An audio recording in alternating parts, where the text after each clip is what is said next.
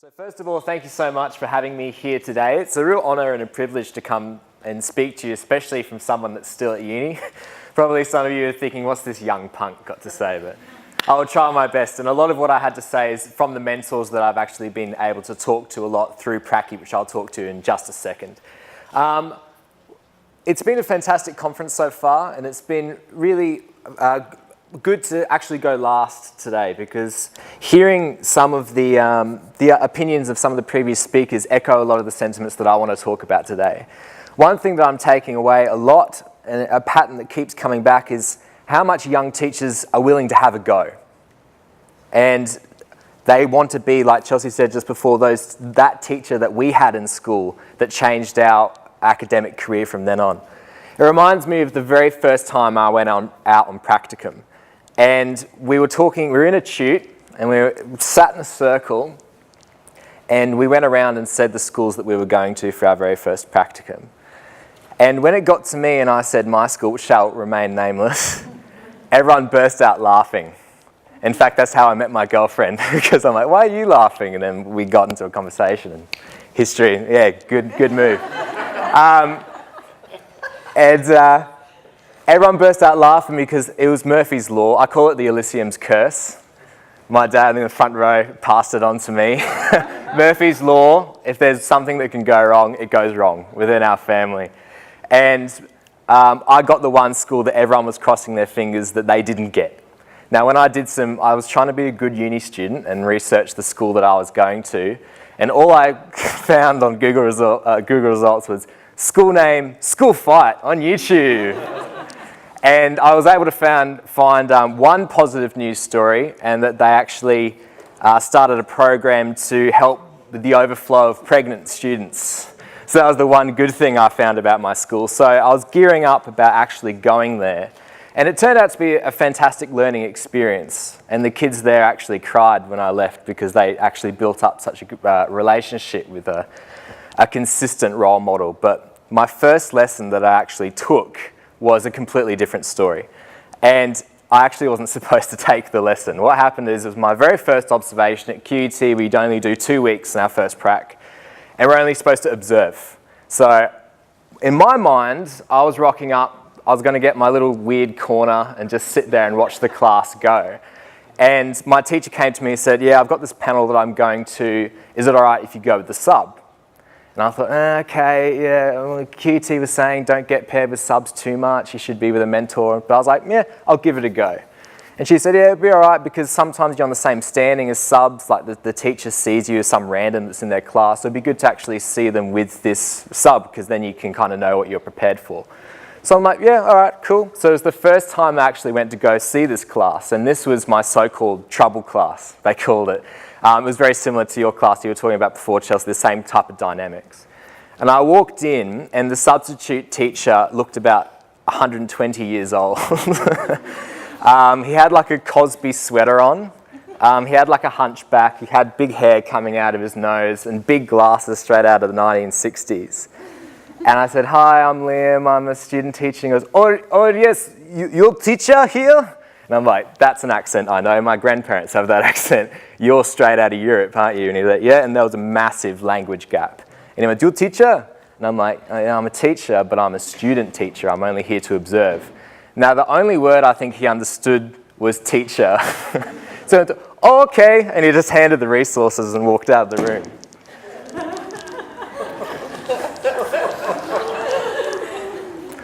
And I'm standing here and I go, what do I do? There's kids up on the desk going, what do you do on the weekend, John? And just not completely in the frame of mind that they needed to be. And it was already like 10 to 15 minutes into the lesson. I had no idea where student services were. I had no idea who to ring. So I'm like, what do I do? And I went into the complete fight or flight mode. And I looked down at the resources. It was a worksheet with about that much writing on it about persuasive speaking. And these kids had never done speaking in their entire lives. And I was expected to kind of just take the lesson. So all right, kids, I'm your teacher for today. And I got up, and what was supposed to be like a 5-minute exercise turned into a 45-minute lesson, because I just like went sentence by sentence and broke it down. I went, let's do it by a group. All right, discuss what you think. You teach me. And I kind of broke it down like that. And it was a horrible lesson, I will say that. It didn't go very well, but I got through it. And that kind of summarizes this thing I'm talking about by teachers willing to have a go. Because I feel my contention here is that the students coming straight out of university at the moment are the ones that will enact change. And I'll say enact change because I'm a bit of a flake. But that's what they're the ones that need to change the education sphere. Because from what I see, society and education is changing at a rate that we don't give it enough credit. It's called the Uber change. It's a fancy word. Basically, it's that one change in society that completely derails an entire industry. Now, it happened to Uber. Uber came around and in one foul swoop, the taxi industry is destroyed. It happened with iPhones. They came in with a touchscreen. Nokia went, nah, I like the Nokia brick. I like the numbers and the text. We're all right with touchscreens. Nokia's defunct. And I think the same thing's happening with education currently. And I think that the agents of change that need to go with that change are young pre-service teachers and teachers in the first few years of their careers, which is why I'm here to talk to you at the moment. See, a child at the very first year of their education will be retiring in 2078, which is near the next century. It makes me feel old. It does make me feel old. I was talking to my grade 8s today. I went, what year were you born? They went 2005. I went, that's disgusting. I've got tinned fruit in the cupboard older than you guys. And to put it in perspective, that's like a teacher from the 1950s teaching us about the skills that we need for today. So not only are we supposed to be teaching them skills they need to survive schooling, not only are we teaching them skills that they need for their jobs when they leave school, but we also have to teach them learning to be able to handle 2078. Now, technology is moving faster than we ever thought about before. In fact, I read an article from The Guardian that stated that technology has actually created more jobs in the past few years than there have been jobs ever. You know? So it's drastically changing. And I think that really needs to happen. And I think the contention that I want to talk about is the students that come straight out of school are the ones that need to enact that change. Because if we're talking about a teacher from the 1950s, I feel mainstream schools still have elements of schooling from those days. We all know, we all get taught in university that a lot of schooling started in the Industrial Revolution. Yeah? Childhood didn't even really exist before that. But looking at Industrial Revolution and now, there are still some things about mainstream education that I feel are keeping it behind the change that we actually need to be at. We've still got the bell, we've still got uniforms, we've still got single-sex schooling, we've still got, this is the exact subject you're going to be teaching in this exact time, and you know, don't worry about maths, don't worry about science, you're doing English now. It's very, very set in its ways. Whereas now, since the invention of the iPhone, studies have shown that students are more push-pull with the way that they learn. Whereas every kind of media invention beforehand was very passive. You just sit there and watch the TV, you just sit there and watch the radio, yet internet's very interactive.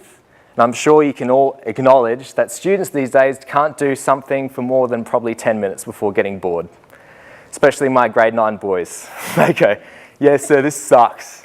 I'm like, can you just do this for 20 minutes? Nah, this is boring.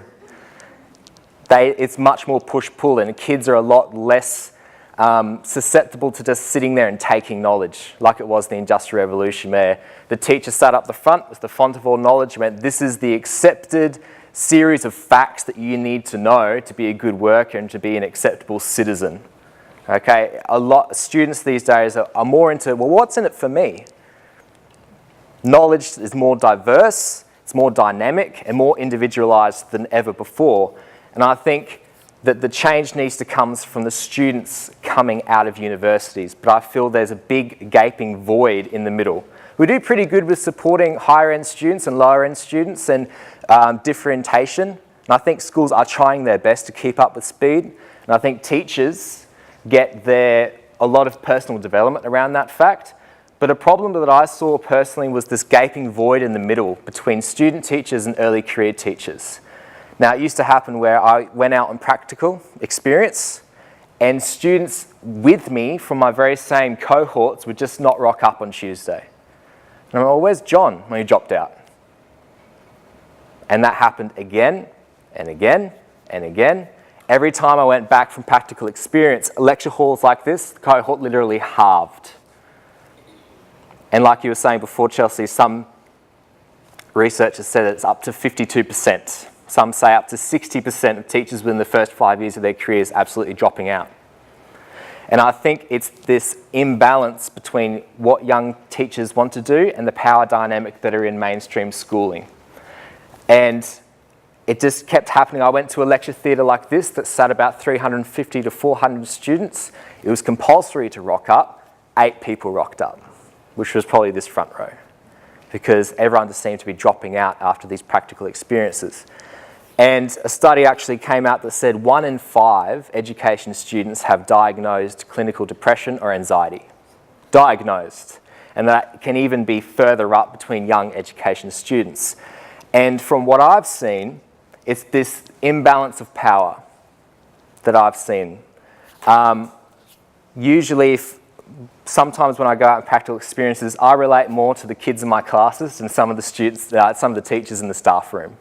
Because really, I was in grade 12 in 2013, so not that long ago. And I personally think, yeah, Jordan in my class, he's a rugby buffhead, he probably would rather learn in this way.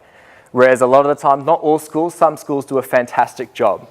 But other times I think, well, maybe we could do it this way. But because you're a student teacher, you're at the very bottom of the hierarchy.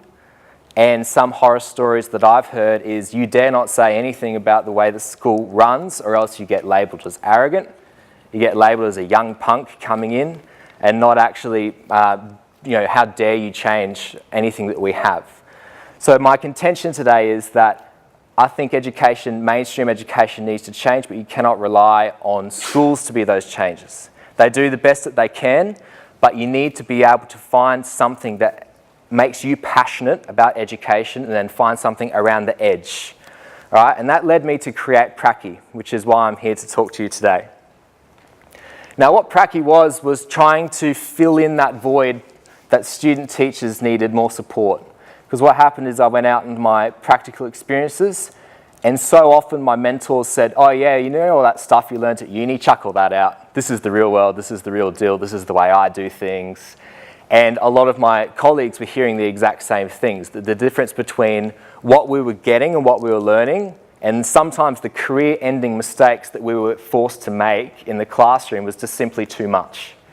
So what I decided to do was change that.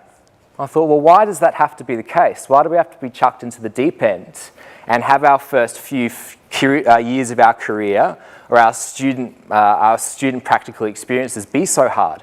Why is there that disjoint between what we're getting and what the reality is? So I created Pracky. Now, Pracky is 2 things. First of all, it's a YouTube channel. Now, we create YouTube videos where we get experienced teachers to literally come in and say, this is what the real world is. This is how I run my classroom. Now, we do Ask Pracky Anything, where the audience can literally send in questions that don't get covered in a lecture. Like, what do I do when a student chucks a chair at me? Why do my lessons keep going 15 minutes short, even though I have a million resources? All those tiny little questions that probably don't get covered in a unit, we get to ask in real time. The other series is Prac Teacher 101, where myself and some experienced teachers just list out the things that we think you need to know, and we just go through them kind of in a documentary style. Now, the main thing we do are symposiums, which the host talked about just before, yes. Now, what we do is we actually get teachers to come out and we sit in the panel and like this, and the audience can just ask away. Now, the first one we did at QT to about 350. The second one we just did in September, and that's up, the entirety up on our YouTube channel, and you can watch it completely for free. Okay? So that's what I personally have done. Now, what I'm saying is that you don't have to do that. Okay? You don't have to create a Pracky. But what I'm imploring you to do is find something you're passionate about education that you feel needs changing. Now, I said before, you cannot rely on working 9 till 3, teaching grade 9's Hamlet, to make that change. You have to think a bit more meta. So it doesn't have to be prac, it doesn't have to be even a YouTube channel. But find something outside of education that will make that change for you. Change the game. Now, Eddie Wu, he was a maths teacher that didn't like the way the curriculum was structuring his maths lesson. He created a YouTube channel called The Maths Teacher You Wished You Had. Now he's got tens of thousands of YouTube subscribers. He was on the ABC on Q&A just the other week. Now, some of the teachers I talked to through the symposiums, Louis Bradfield and Brett Wood, they didn't like mainstream education. They left and actually started their own independent schools. Now, it can be something as grand as that. It can be something as small as that. It can be something like Simon was talking about before with the drama program. Now, I haven't heard of school had something like that before. But that's something that Simon was passionate about, that he thought needed changing, and he's created, and look how much it's blossoming now. So I implore you to find something like that. But I'll end on this story that some things, I'm talking about change in education and what needs to happen. Some things never change.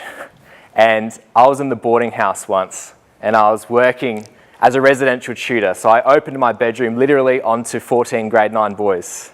And my job was to make sure they did homework, make sure they brushed their teeth, make sure they had a shower, which was probably the hardest job.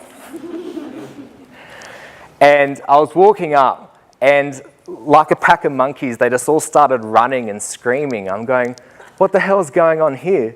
And I grabbed one of them and I went, Lachlan, what's happening? He goes, oh, Oscar's got a possum in his bag. And I went, what do you mean Oscar's got a possum in his bag? And he's up in his room, he stole it. So I went up the stairs and I could just hear this cacophony of noise coming down the hallway. And then all I heard was echoing down the hall, it's bitten him, it's bit him, it bit him. I looked outside, I see this possum running down the stairs. I go to the bathroom and there's all these boys standing in front of the bathroom door like this, guarding it. And I go, boys, is Oscar in there? They go, no. Let me ask this again. I can see the blood trail going into the bathroom. Is Oscar in there? And they went, no, just silently just went like this and let me through. And I opened the door. Oscar was in there, but he had Max's head in the sink shaving it with a razor. And I just stood there with blood pouring down his arm from the possum bite, just going, zzz, and he looked up at me, and Max looked up at me with half a shaved head. And all I could say was, Oscar, have you been bitten by a possum? He went, maybe. So I'll leave you with that. Some things about students and some things, especially about adolescent boys, never change. But we need to be the ones to enact those changes to support them, not now, but for 2078 as well. So thank you so much for having me today.